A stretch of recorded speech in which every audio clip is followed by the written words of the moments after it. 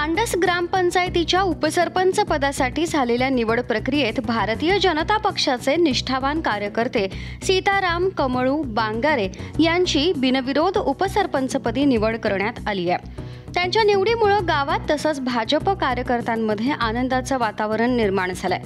ग्रामपंचायतीच्या सरपंचपदी त्यांच्या अध्यक्षतेखाली ही निवड प्रक्रिया पार पडली।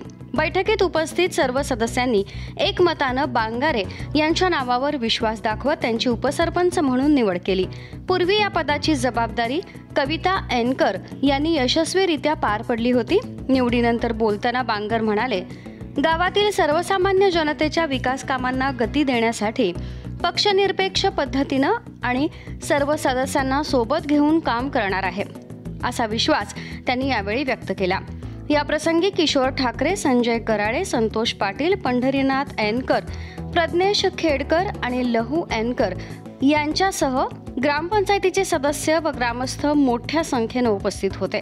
बांगारे यांच्या या बिनविरोध निवडीमुळे खांडस ग्रामपंचायतीत भाजपचा प्रभाव अधिक दृढ झाल्याचं स्थानिक स्तरावर बोललं जात आहे। महाराष्ट्र न्यूज 24 साठी वृषभ लोकरे, कर्जत।